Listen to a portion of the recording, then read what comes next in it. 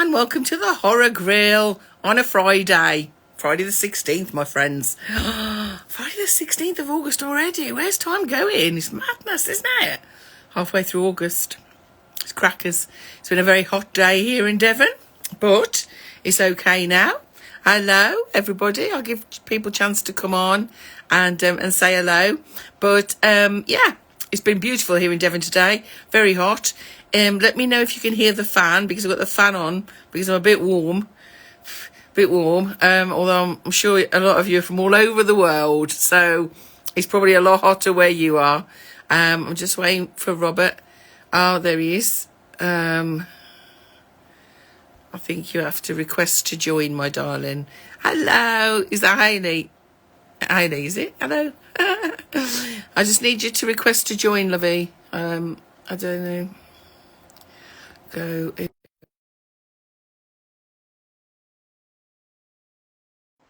So, yeah, it's been all right today. I've had a good day. Lots of reading, the usual. Did you get the invite, Robert? Sent it through. Hello, Christopher. I'm not even sure I'm saying that right. What a wonderful name. Hello, everyone. So lovely to see you. I'm trying to get Robert in to go live with. I think I've sent the request, but let me just see. Yeah, I've sent it. You just got to accept it, my darling. But hello, Dark Violet Dreams. What a fantastic username. Oh, isn't that wonderful? So we're going to be talking to Robert in a minute when he accepts my request. And yeah, talk all things Gothic horror, my friends. I love Gothic horror. It's one of my favourite genres. Oh, why are you unable to join, my little love? Accept. We'll get there. This is what happens when you go live, isn't it? You know what I mean? You're open to all the little gremlins that come about. Here he comes. Oh, nice fish tank. Is that a fish tank? Hello. There we go. I'm here. Are you all right? Was that a fish tank? When you first turned the camera on, I could see some green stuff in water. Or were you just trying to weird me out? If you turn your camera around, what's behind you? In front of you? So I've got a delay. Oh, that's what it is, I could see. All I could see was this weird green water, and I thought, oh, he's just trying to weird me out already on Friday night. Oh, bless you. You all right? Can you hear me? Can you hear me? Oh, we'll try it again. It's no problem. You know, this happens when you go live, doesn't it? It happens. Go live.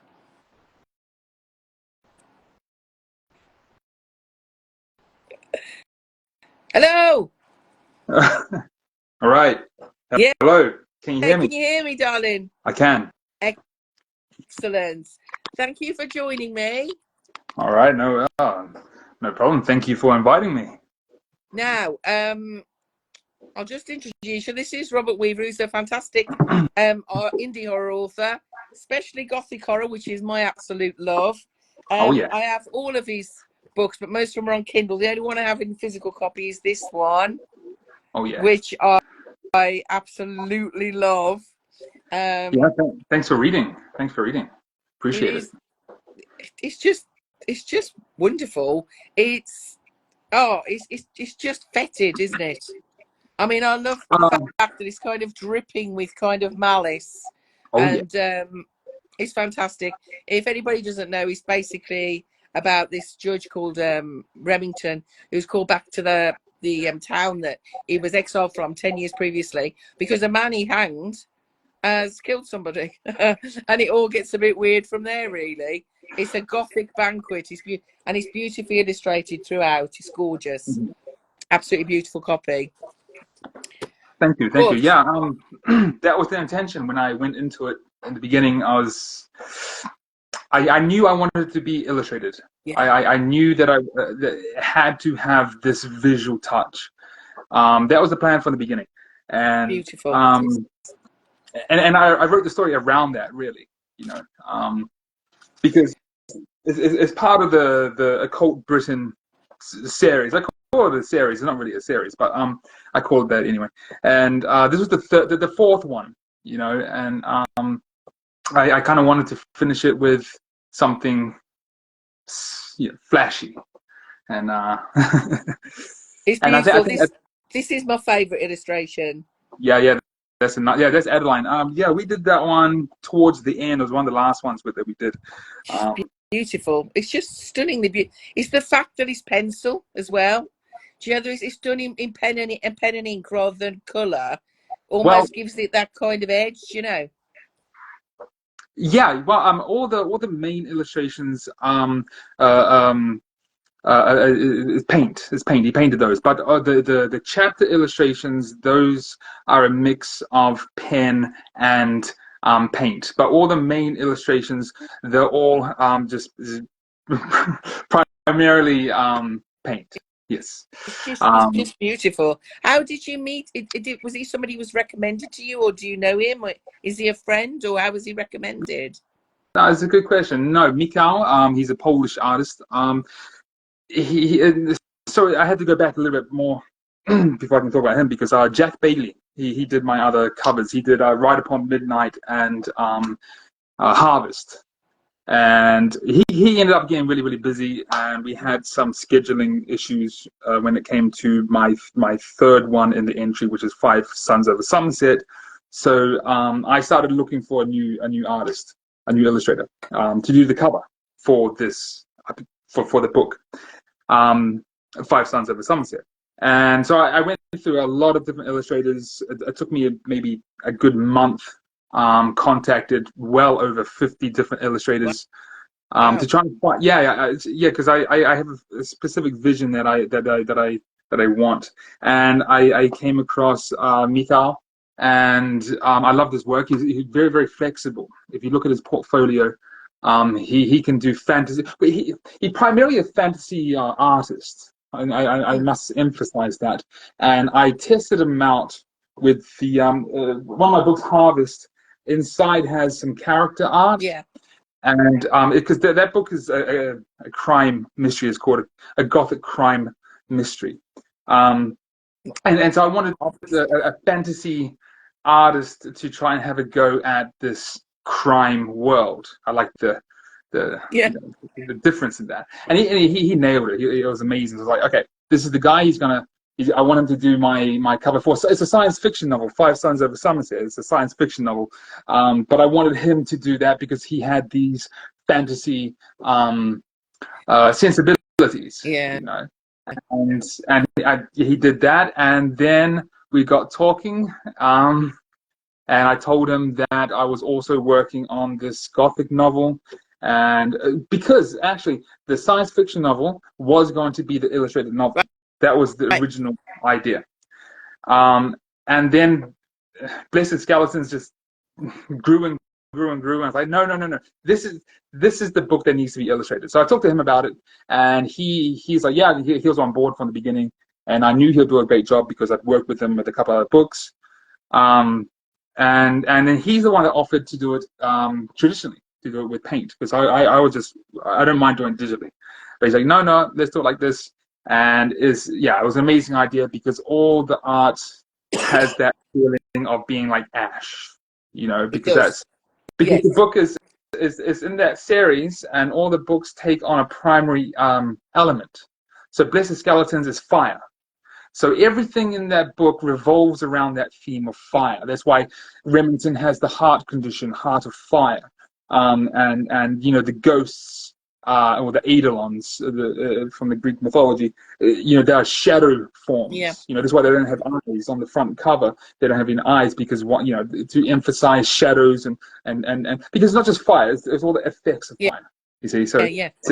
so it's all revolved around that theme, and him painting it traditionally with his textures, it really gave it the ashen feel that I think, yeah, So that And you can tell. I mean, you can feel this real art. Do you know what yeah, I mean? It's kind of it's almost, even though it's a flat photograph, it has texture to it. yeah, It this has a feeling to it, and I think that's what you do really well. Actually, is you give that kind of textural feeling to something. So when you're reading, it feels kind of damp and drafty and oh yeah, gooey and a bit rotten. Do you know what I mean? Do you know what I mean? You get that kind of textural feeling as you're reading.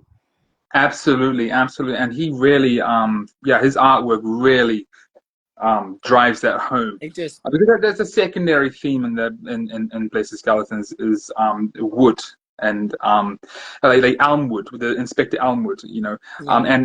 and even Frank Linden. Oh, you know, sorry, I changed his name. Sorry, the final version is Jeffrey Linden. Sorry. Jeffrey.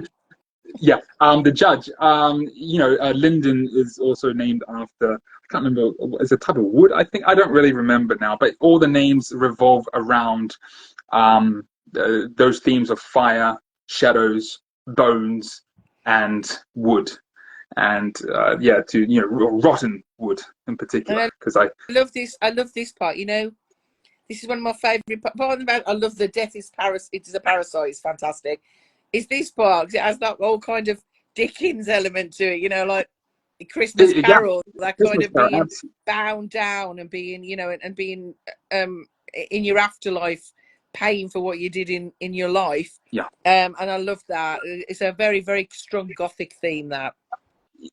Yeah, yeah, that came in very early on. I wanted the I don't really want to call them ghosts. I mean, they are ghosts. So I'll call them ghosts. I wanted the ghosts to be very heavy, Yeah, you they know, are. very heavy. Like they're bound. And in the original draft, they actually they couldn't move. They were literally bound to where they died. Yeah. And I ended up changing that because you know it's easy to write yourself into corners, and I so I wanted to make them, yeah. So they're carrying these anvils and these weights and all these things around with them. They Yeah, yeah, kind of they kind of revenants in a way, remnants, aren't they? They kind of, do you know, they're yeah. spectral as opposed to kind of traditional ghosts. They're not traditional ghosts, I don't No, think. They've got this kind of, I don't know. They have a real heaviness to them, a real yeah, heaviness. absolutely. Because I did Ghosts in Ride Upon Midnight. Ride Upon Midnight is the first in the series. Taking I'm the just water. reading that now. I've just Yeah, started that. it's quite old now. I started that one. It's very old now, and that's got ghosts in it. And I knew that I didn't want to do ghosts again like that. And so Yeah, these ones, yeah, I spent some time to think, you know, how can I make these different to the ghosts that appear in Ride Upon Midnight? And that's why they, you know, they're based on the Greek shades and the yeah. eidolons and you know, phantoms. It, it feels quite. It Basically. feels very mythological. I think it feels like it's ancient and old and something from before time. Do you know that kind of ancient kind of? It feels like that. It feels mythological, I think. Yeah, well, yeah, absolutely.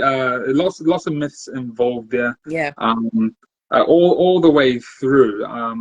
Yeah, I don't really like to sell it like that because I think there's more like a bonus thing. If you're interested in reading more about it, it's in there. But to sell it on those merits, I don't. I'd rather leave it to my plot work, and for good or for bad, that's what people should be reading.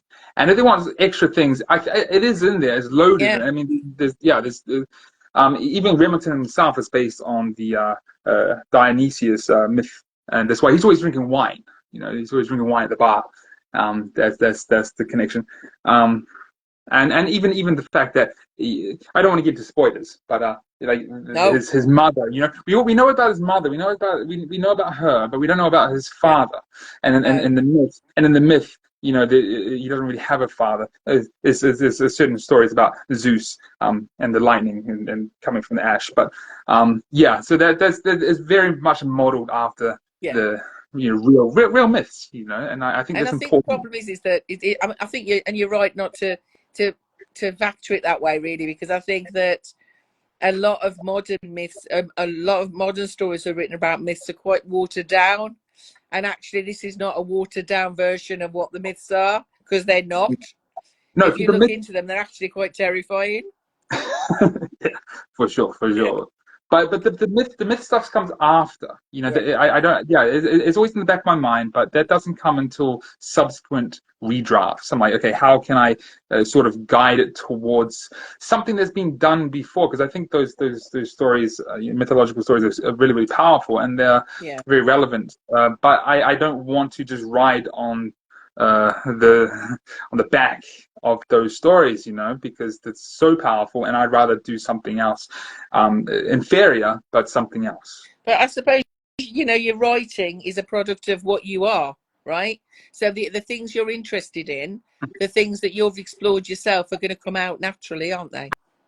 I think so. I think so. Yeah, the best stories, at least, or the easier ones to write, are the ones that you're interested in because you do the research and you feel Yeah, passionate to sit down before a computer or a pad and write. You know, and the ones that you don't really care that much about, they're a lot harder to write about. To find it, yeah, to sit down and write yeah, about something you're not super interested in. But I love the research involved in writing. That's a big part of it too. yeah. I do a lot of my writing just for myself, first and foremost. All my writings for myself. I write poetry, but yeah, I love poetry. that's Yeah. that's what I do. Have you always enjoyed gothic horror yourself? Is it something that appeals to you as a reader? Yeah, yes, but I mean, I like dark fiction. I just say dark fiction. I don't really care for the genre itself. I mean, yeah, Gothic literature I love, absolutely. I mean, and Romanticism, I love that time period, in general. But yeah, no, horror, I love horror as well. But science fiction, I read quite well, as Me broadly too. as I possibly can. Yeah, but I mean, if it's got like a little bit of edge to it, I love it. I love it. Yeah. Um, Yeah, I do. I mean, I love my favourite is Edwardian and Victorian Gothic nice. fiction. I love like Sheridan Le Fanu is my favourite author, and M.R. James and E.F. Benson and all that kind of stuff. Oh yeah, yeah, I still reckon my favourite, the best ghost story ever written was The Signalman by Charles Dickens, and so I love that. That's my favourite genre of all. And but I love science fiction, so I'm a massive science fiction fan, and I find this a lot with people who like the darker side of horror. You know, the kind of the darker yeah. fiction. Most of them really also love science fiction because it has a very similar vibe, I think. I think so. Yeah, it's the sort of part of the same tradition. You know, I mean, all this genre fiction does stem from the Romantic period, It or does. medieval literature. You know, the romance, the Yeah, medieval romance. I mean, that was where Romanticism as a literary movement stems from. You know, that's and all the absolutely. genre, you know, science fiction was originally called scientific Scientific romance. You know, romance, yeah. that's what I you always would think read. that's a strange combination of words to me. That Yeah, scientific romance, that just sounds weird. It's like it's Frankenstein, isn't it? It's like somebody's got you in a lab with a test tube. Do you know what I mean? yeah, yeah. It's a bit Uh, weird. It does sound weird, yes, yes. Yeah, with the word romance has obviously changed a lot, but yeah, it sounds weird to our ears It today. has, but I mean, romance is one of the only genres I don't read. I read everything else. I Yeah, can't cope with straight romance, and well, any romance. I just find it really, I just can't read it. It makes me go icky. But not that I'm not a romantic, because I am. I just yeah. don't like to read about it. I agree. Yeah, I agree. I mean, I don't care for the romance genre just because I think that romance can be found in any genre. Yeah, Um, and I'm just not particularly interested in a plot that revolves just around no, romance. But I do like stories with romance yeah, in it. I do. I mean, yeah, I'm not exactly. opposed to that, I should say. That's part of it. But if it, It's fun. yeah, exactly. Well, I'm not. I mean, genre for me is I don't really think about genre. Yeah, I mean, I understand that you know genres exist and we have traditions around them, but for me, I my mind just wanders too much to be fixed on oh, one particular. I'm chaotic myself. So it's just it depends how I feel. It, Yeah, it literally absolutely. depends how I feel. For sure. Me too. Me too. I feel the same way. And that's why I don't just read horror. I don't just read gothic fiction. I can maybe I prefer a classic novel, Victorian perhaps, Yeah. I or love the the next day. language, you know. Yeah, I I love the language. I love it. Blessed Skeletons definitely was trying to capture that atmosphere Yeah, of and that it does, time I period. think. Yeah, It feels and very much, it feels very much that it could have been written in Victorian times. It feels very, the language is it's very sumptuous. It's kind of mhm, always delicious. Do you know what I mean? I love that kind of feeling. I just love reading something that just makes me go, mm. Do you know what I mean? It yeah. just makes me happy.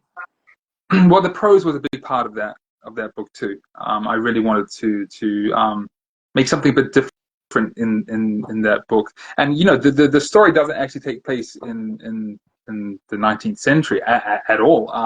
I think that's been some confusion with readers because they get this, they think they're gonna get something from maybe 1850, but it's actually No, not set in that time period at all. There is a reason for it. I don't explain it in the book, but there is a reason for the vibes of that time period seeping into an undefined time period. I don't even want to say what the time period is because it's between 1940 and 1970.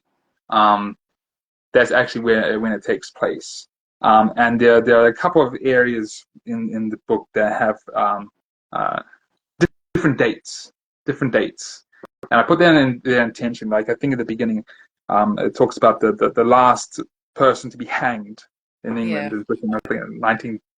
I can't. I don't want to give it that. I don't remember. Late 50s, maybe early 60s. I don't remember. But there's another scene where there's a character who's listening to something on the radio, and they talk about finding the Dead Sea Scrolls, and that was like 1946 or 47. I don't remember. So those are very intentional, discrepancies in time pinpoints. because Yeah, because time is a part of the story. I do kind of wish I probably should have explained a little bit more, but I think it's fine as it is. If you wish to read it a bit more closely, it is explained, I think. I think also it's kind of nice. It's nice to have not have something set so it's so clear. I quite like that ambiguity a little bit. Do you Me know? I too. also love the idea that something so purely gothic could be set in a modern era. Yeah, I think that also gives, because you think, oh, hang on a second, is this kind of like the 1500s or the 1600s, and or it's almost a medieval, a bit of a medieval feel to it. mhm. And then you realize actually no, this is modern times, and this weirdness happens all the time. Do you know what I mean? So I quite like the fact that it's ambiguous, really. Yeah, Me, I really started getting into that ambiguity with Harvest, and it was just a couple of books ago now. And that book, there's no reference to time, apart from maybe a day of the week. But and I think maybe a month or two because it's set during the 3 months of the harvest season. But there's no reference to what year it could be or anything like that. I really wanted to feel like it existed in its own world, yeah, you know, yeah. which So is anyway, kind of this is Blessed Skeletons we're talking about. She's fantastic. Everybody should read it. Those of you who love gothic fiction, it's fantastic. It's beautifully illustrated. I just love it. Ah, it's just so good. But let me ask me, can I ask about you now? yeah, of course. If I remember. So tell us, you don't answer what you don't want to. Do you know what I mean? But tell us about you. Where are you live? You live in Europe at the moment, don't you? But where do you come from originally? Well, yeah, I'm from New Zealand originally. I haven't lived in New Zealand for a long time now. Um, I've lived in a couple of different countries, but yeah, I'm in Europe now. I've been here for about 13 years, but I was coming here on and off before that. Um, yeah, Spain specifically. I live in Spain. I live in Spain, but I think a lot of people know that. Yeah, I live in Spain. Um, uh, I have to say it's a similar story for me. I left home when I was 16. I come from the Midlands and I've travelled all over the world, lived all over the world. I have actually come back to the UK, but I live in Devon now. yeah, And yeah, so yeah, New Zealand's beautiful though. it is. I mean, It is. It's I used to have family in Auckland, but okay. what did you want to be when you were growing up? I love this question because if it's people would never imagine where I wanted to be, but what did you want to be? Honestly, I don't remember. You do? Is I, that long ago, is it? yeah, probably. But it's a bit, yeah, exactly. No, I don't really know. I didn't really think about that. I was too busy reading books and being a nerd. I don't remember, Oh, honestly. all the best people are nerds. I'm a geeky nerd. Yeah, I love science fiction, so I love Star Trek and Doctor Who sure. and all that kind of stuff. And yeah, I'm a geeky nerd. I was always the one who, with my head in a book. I wanted to be an archaeologist, specifically an Egyptian archaeologist, because I loved Egyptian history, ancient Egyptian history. Still do, still fascinates me. And one of my doctorates is in Egyptian Oh, history. wow. But yes, I wanted to be an archaeologist, and I hate being dirty. I hate getting my fingers dirty, so I don't know why I thought I was going to do that. So when did you start? Have you always written? Have you written all your life, or did you start writing? What did you start? I started with poetry. Some people start. Have you always loved to write? And Yeah. when did you start Okay. thinking that you'd want to do it as a kind of something you were going to publish? Yeah, I don't know. I mean, I probably have always liked writing. I mean, I used to write as a child, but a lot of people write as children. I just love and loved writing down worlds. I think that's a big part of it, rather than just writing books. Is the building of worlds. That's why Yeah, I don't write fantasy, but I always approach my stories as though it were fantasy, even if it's a yeah, crime novel or whatever it may be. It's fantasy. It's a world in which a narrative can exist. But when I started wanting to publish, I don't know, maybe 10 years ago, I think is probably when I was like, okay, let's see, I'm going to try and publish something. And, and and you're self published, aren't you? So yeah, yeah. so do you do everything yourself? Hmm.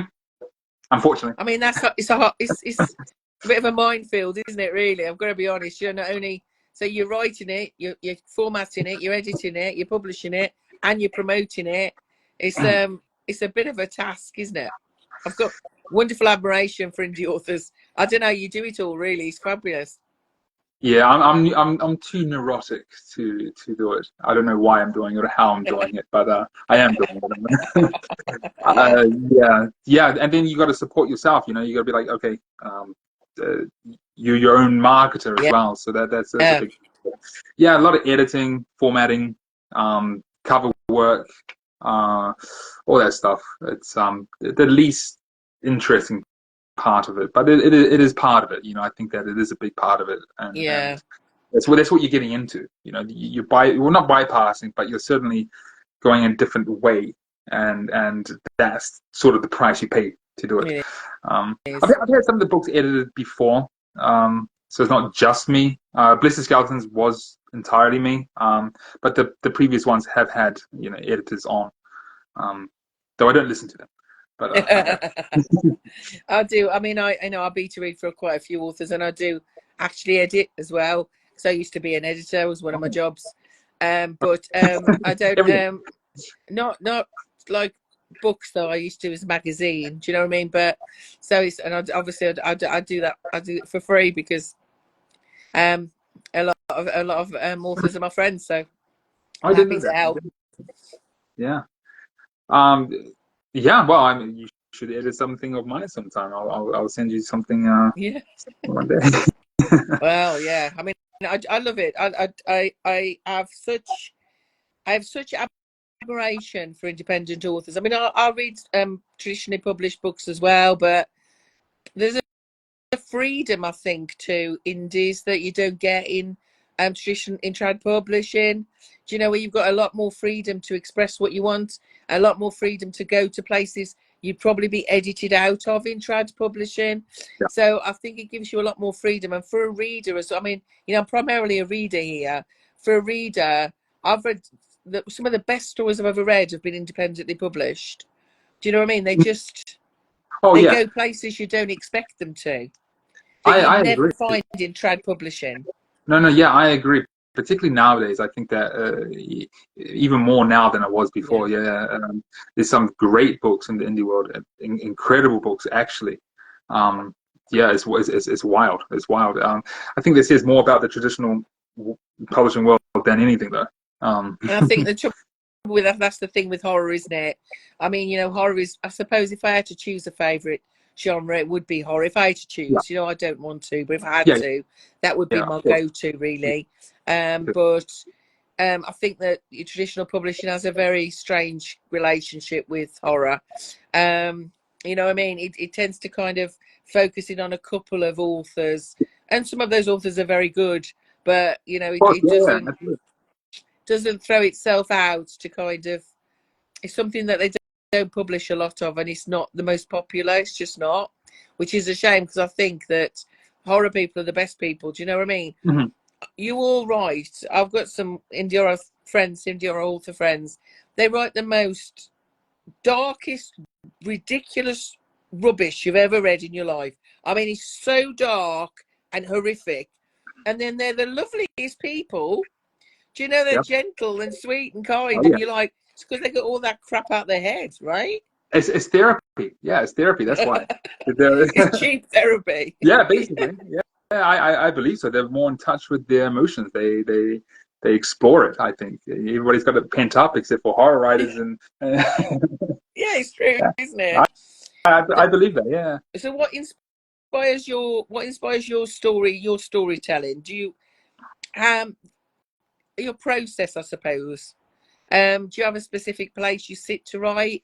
Do you have an idea? Do you plot out? How do you, or does it just kind of come all in one go?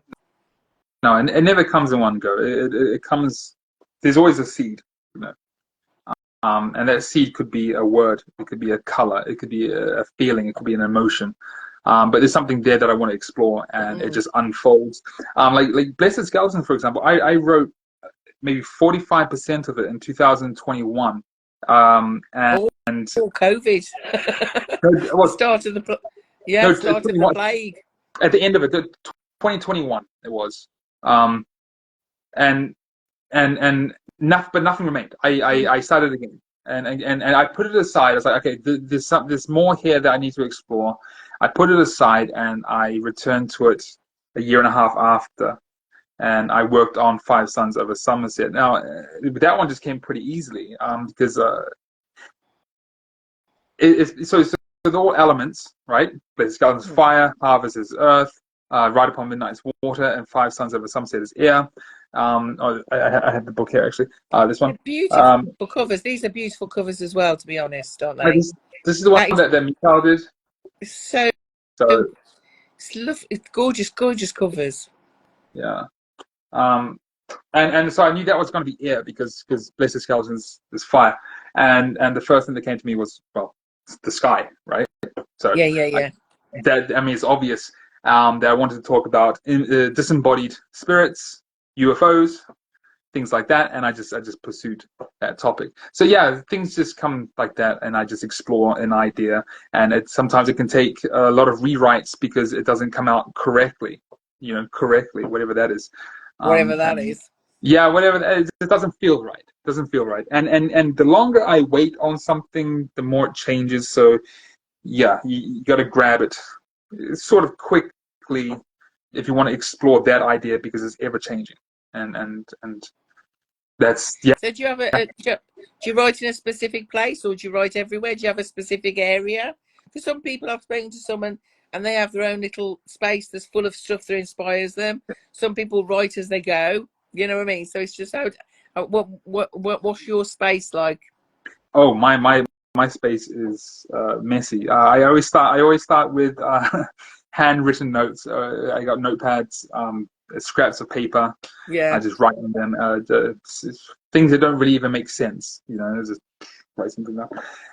And then I start to put that onto a computer. I never really write on a computer. Computers for editing, because Yeah. the screen's too big. There's too much Yeah. space, and I need it to be very narrow, because otherwise I can't see inside my head when the external world's too big. So I start, and so that's why I quite like my phone because I can write notes and there's a very small Oh, I love my screen. phone. Yeah. I Right Upon Midnight. That book was written, like 70% of that book was written on my phone. Um, Mm. uh, edited on the computer, obviously, some of it, but mostly written on the bus to and from work.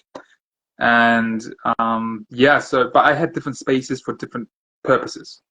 Computer for editing, phone is for getting ideas down, and paper or handwriting notes is for more abstract thoughts that don't really have clear fluidity in the sentences yet. I just and I draw pictures to go along with them. It's very messy, and then the final product I kind of mold into something that is somewhat understandable, I think, hopefully. That's how I work. I use my phone for when I write reviews, when I write poetry. I use my phone for ideas. I'm a big fan of post-it notes. There's post-it notes stuck all over the place because something I'll be doing something like making a cup of tea, and I think, and a line will come into my head. I think, oh, that's good. Write that down. Shove it on a post-it note. Oh yeah, absolutely. Yeah, I still have all the notes on my bookshelf. I keep everything. Yeah, no, post-it notes and any sort of scraps of paper is great. Anything I can write, yeah, even if it's just a word, it doesn't matter. It's just something to get it out of my head, something. There's something really, I don't know, it's kind of, to me, something about putting pen to paper just makes it real. Oh yeah. You know what I mean? Mm-hmm. As opposed to on a computer, it somehow seems a bit abstract. Whereas when I put it down on paper, it feels real. I don't know why that is, really. It's Me very neither, weird. But I agree with you 100%. The digital world is just another form of abstract thought. I don't know. It is. A little bit more solid, but definitely not within the tangible world. I don't believe so anyway. So yeah, paper for me and pen for me is just that everything starts there. Everything. Yeah. So what are you working on at the moment? Are Um, you working on anything at the moment? Do you have 54 things you're working on at the moment? yeah, I have a lot of works in progress. But yeah, there's lots of notes. But no, I'm about to release a book with Wesley Winters. We worked on a book together. This one here. This is The Toll Comes Due. Oh, The Toll Comes Due. Okay. Yeah. Is that when's that out? September 6th, if I remember correctly. And is that a story? Is that a full story, or is it short stories? Or yeah, no, we both wrote novellas. So there are two novellas written around it's crime is crime, gothic crime basically. Oh, cool. Is what we're calling it. Yeah, there's nothing supernatural really. It's very grounded. It's sort of inspired by comic books and things like that. Yeah, and it's called The Toll Comes Due because we took this sort of bell topic and we both wrote independent stories with that in mind. Like my one is about a man or a monster, that's the theme, who lives in a church bell, and Wesley's one is about a couple of like gangster guys that get it's called Going Sideways, but his one features this villain, Doc Croc. He's kind of this big great name mafia guy. name. Big mafia guy that he grows. What was the name? Lily of the Valley, I think is the name. Which are these bell-shaped flowers, is what we have on the cover. Excellent. Yeah. So that's the good thing I think about horror specifically as a genre, is there's so many different ways you can go with it. Do you know what I mean? Absolutely. You wouldn't really normally put gothic and crime in the same sentence, and yet it makes sense, doesn't it? It does. Why not? Yeah, absolutely. I mean, gothic is a very broad genre. It is. It doesn't really have a lot of. It gets technical, but gothic. Yeah, the gothic genre can be applied to a lot of things. Are you talking traditionally? None of my work is necessarily gothic in that regard, but it's related to it at least. But yeah, I mean, anything that has a sort of darkness to it is somewhat gothic. I mean, it gets complicated, but it's a vibe, Gothic it is. If you're going to go for traditional gothic, it's very different. Traditional gothic fiction, that's one thing. Yeah. But things can have a very gothic vibe to them and not necessarily be traditional. Absolutely. And but it can feel kind of, there's a kind of a very. I always think it has to feel like something's rotting a little bit. Mm. In my head, when I'm reading something, something feels a little bit mouldy and a little bit kind of fungal. You know what I mean? And that doesn't have to be literal. Then Mhm. that feels gothic to me. I agree. I think atmosphere is a big part of it. It may not have been a staple in the traditional Gothic necessarily, because the traditional Gothic, those writers weren't really following a mold or anything like that. They were following, No. um, they're just inspired by other works. Yeah. There wasn't like any set. And if I remember correctly, I mean the Gothic name didn't. They didn't really call themselves Gothic writers, apart from because it comes from the Castle of Otranto, I think, a Gothic novel, whatever it Yeah. is.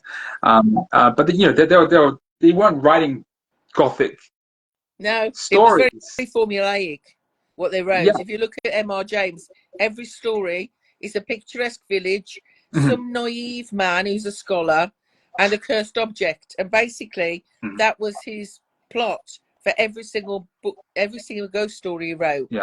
Now, that's not saying they weren't fantastic ghost stories. They really were, but Yeah. they were quite formulaic. Yeah. The same with E.F. Benson was different because he did a lot of other stuff.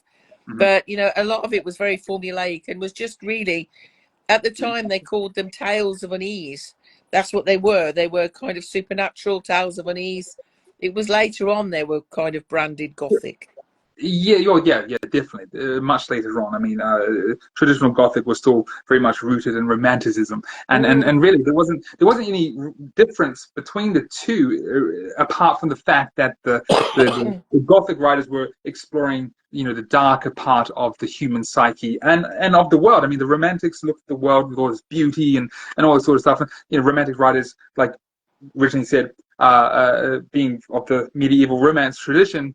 Yeah, Um, the word, yeah. So the Gothic writers exploring the flip side yeah, of this appreciation of nature is like it's also done. So I always see the two as two sides of the same coin, really. The Gothic traditions very much stem from the Romantic movement. yes. I love it. Just it's a dark exploration of it. So what, who is your, who inspires you? What authors inspire you, or movies inspire you, or what, where do you get your inspiration from? Who do you look to if you want to be inspired? Um, yeah, that's a good question. Lots of things inspire me. Every day inspires me. Yeah. Outside inspires me. But in terms of video games, I mean, I don't really play a lot of video games these days. But I love video games because again, they have the world. The Um, world building. Yeah. the world building. I really, really love that. So video games, music. I mean, I can't Oh yeah. name one story that doesn't have some form of connection to a song or an Yeah. album or a group or whatever.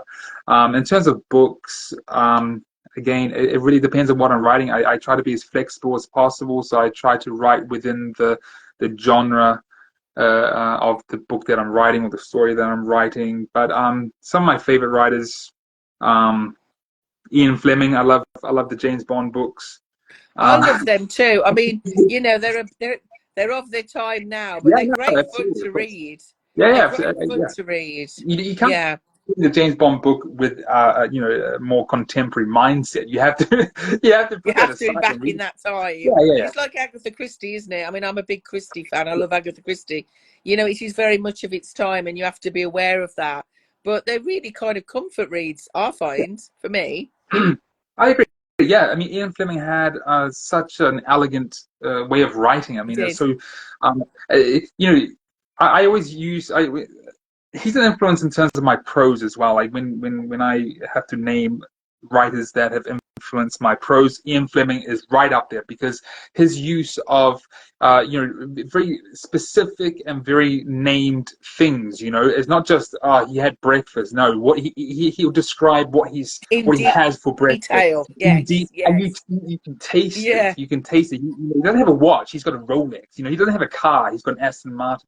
It's everything's so specific, and it's very difficult not to be transported into the world that Ian Fleming Fleming is writing, and for that I feel a big inspiration in that regard. I don't really care so much for like the spy genre or Yeah. espionage and stuff like that, but so it's very specific to Ian Fleming and the way he wrote. I love his work. I love the whole work. That's one of my favourite authors. Actually, it's fantasy. Is Terry Pratchett. I love Terry Oh yeah, Pratchett. me too. Oh my god, yeah, I've got them. I've got every single one, and I bought them as they came out. That's how old I am.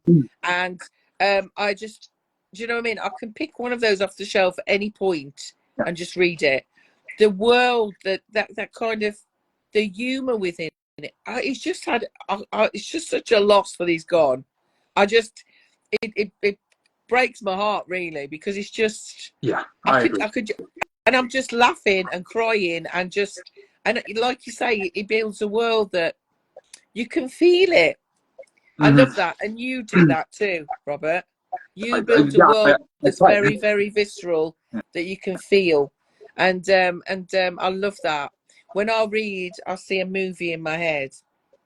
So, which is why I can't read graphic novels, because it just confuses my brain. But you know, and so the more detail for me is better. Do you know what I mean? I love it. I like to be able to feel like I'm in the book. Yeah, me too. I love prose. I'm not really like a plot sort of person. So the stories that I like to read, I don't really care about, what the plot is Yeah. doing. I care about how it's written. Or how you I feeling? care about How are you feeling? How's it making you feel? of course, yeah. How it's making me feel. Absolutely. I care about that atmosphere and prose and all those things, the details. That's what I'm attracted to more than anything. Absolutely. And Terry Pratchett is one of my favorite writers. I always list them up there alongside Ian Fleming. I mean, I always his ability, his skills of satire, I feel, sort of rivals Voltaire. Funny. I always compare, Voltaire like Candide with Terry Pratchett, because I mean that sort of satire is very Voltaire-esque in my opinion. He's a The very way modern. He's very modern Voltaire, isn't he? I believe I just think he just blows me away sometimes. yeah, no, It just really does. yeah, Just like, how did he come up with that? And he was voracious. I mean, he wrote so many books, and you just like, how did he just think of that? I mean, just a wonderful brain. And I'm very glad I got to meet him, but very sad he's not around anymore. So I don't really have any more questions, Roy. I don't know if you wanted, but I just wanted to say to everybody, go out, get this. It's really good. That's all I'm going to say. It's really good. It'll make you feel things, and it's just delicious. It's like a delicious Gothic banquet. That was the intention. Yeah, absolutely. It's absolutely gorgeous. And also your new book that comes out in September, The Bell Tolls, is it? Yeah, the toll comes due. Yeah, The it comes toll out 6 becomes due.